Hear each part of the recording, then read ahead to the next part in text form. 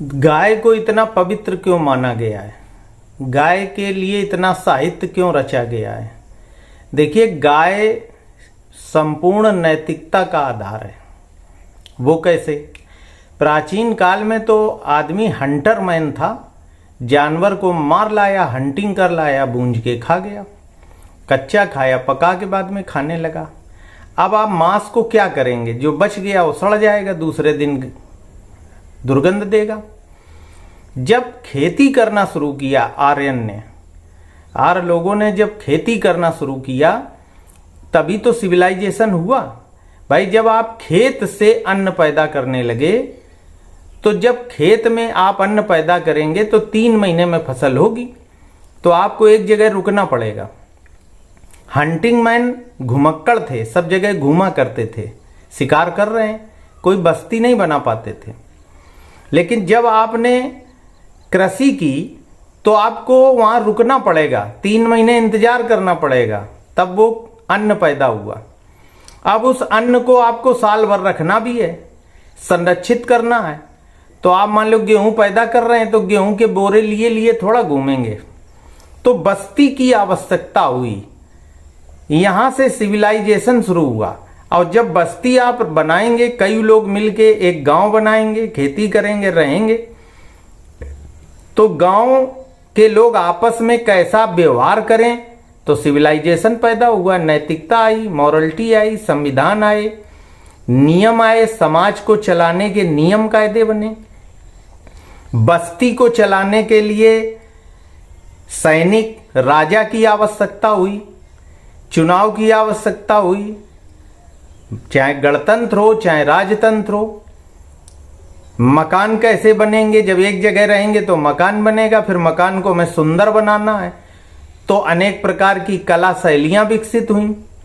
जब आप एक साथ बस्ती में रहेंगे तो एक दूसरे से शादी ब्याह कैसे करेंगे, किसी का सामान नहीं चुराएंगे, कभी कभी उत्सव भी मनाएंगे, फसल होगी, फसल पकेगी तो आप नाच भी करेंगे, उत्सव भी मनाएंगे। तो आप सोचते चले जाइए, मनुष्य जब एक जगह रुका, मनुष्य ने कृषि की तो एक जगह रुका, एक जगह रुका तो बस्ती बनी, बस्ती बनी तो अनेक प्रकार की संस्कृतियों का विकास हुआ। और कृषि आप करेंगे कैसे? बैल से। तो बैल को हमने सिंबल बना लिया कि बैल के ऊपर पृथ्वी टिकी है। आप कभी रूस का कल्चर देखें तो वहां भी कॉन्सेप्ट है कि बैल के ऊपर पृथ्वी टिकी है। तो बैल के ऊपर पृथ्वी टिकी, उसका मतलब यह है कि समूची पृथ्वी का सिविलाइजेशन जो विकसित हुआ वो बैल पर टिका है, क्योंकि बिना बैल के आप हल कैसे चलाएंगे? अब आज आपके पास ट्रैक्टर है, उस पर हम चर्चा अलग करेंगे। और आप देखिए, वो हंसिया और हथौड़ा भी उनका सिंबल है। सिंबल माने प्रतीक। तो सिंबल उस चीज का बनाया जाता है जिससे हम भावनात्मक रूप से जुड़े हों, इमोशनल हमारा टच हो। ट्रैक्टर से अभी हमारा इमोशनल टच नहीं है, तो हम उसे सिंबल नहीं बना रहे हैं।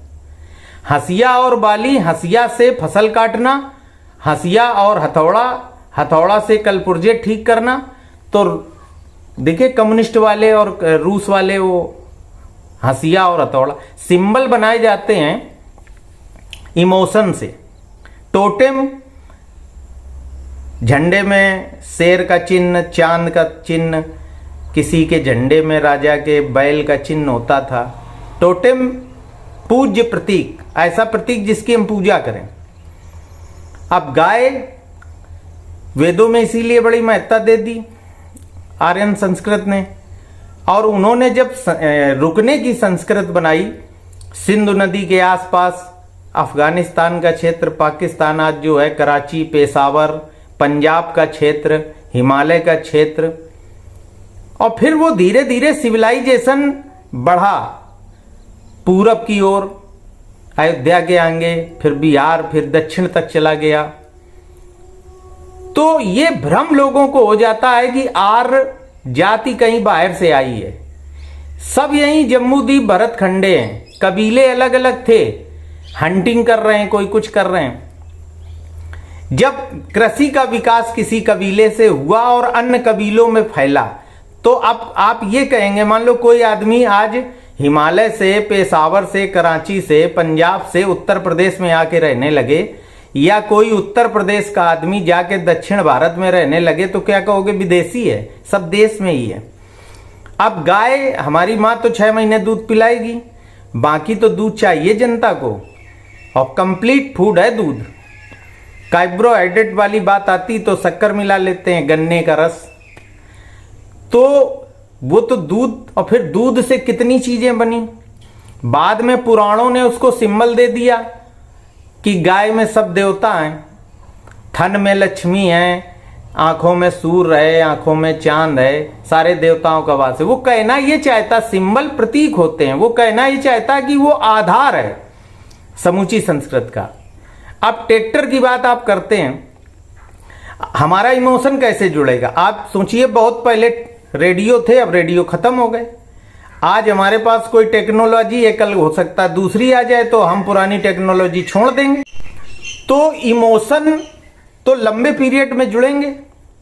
आप देखिए, गाय को और बैल को ही क्यों? क्योंकि गाय और बैल से ही खेती शुरू हुई। भैंस तो हमारे यहाँ आई यूनान से बाद में।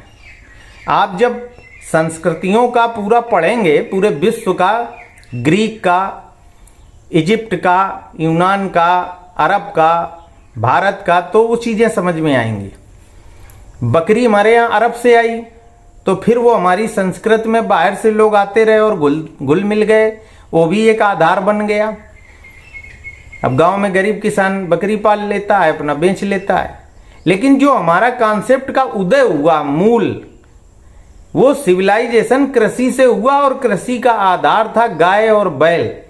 तो हमने उसको बहुत पवित्र और प्रतीक मान लिया। आप देखिए, अरब देशों में कैटल खत्म हो गए, पशु खत्म, तो बाहर दूसरे देशों से मंगा रहे हैं गोश्त।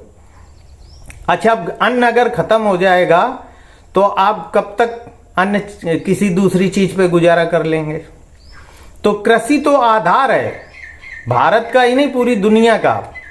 आप देखिए, अरब देशों में मान लीजिए पेट्रोल है, पहले नहीं निकला, अब निकला तो ठीक है, कुछ दिन के लिए आपके पास पैसा है, और कभी पेट्रोल खत्म हो गया। या टेक्नोलॉजी आप देखिए, रोज नई आ रही है, बहुत सी गाड़ियां बिना पेट्रोल की चल रही हैं, गैस आ गई। और मान लीजिए कल कुछ समय बाद समाज में पेट्रोल की आवश्यकता खत्म हो जाए, तो वो फिर उनकी आर्थिक स्थिति का आधार क्या होगा? और भूख एक ऐसी चीज है कि आप और चीजें तो कर सकते हैं, बिजली नहीं तो मोमबत्ती जला लो, कोई चीज नहीं तो कुछ कर लो, लेकिन भूख कैसे खत्म करोगे? और सिविलाइजेशन जो है, सभ्यता है, जब भूख नहीं पूरी होती तो एक दूसरे को, जानवर को आदमी मार के खाएगा, फिर आदमी आदमी को मार के खाएगा। सिविलाइजेशन, यदि कृषि खत्म हो गई तो नष्ट हो जाएगी। अब फिर उस गाय और बैल से जो गोबर है उससे लीप लिया, ईंधन बना लिया, जिसे कंडा उपला कहते हैं। अच्छा, कुत्ते बिल्ली के गोबर से थोड़ा आप कंडे बना के खाना बनाओगे तो पूरे शरीर, घर में दुर्गंध आ जाएगी।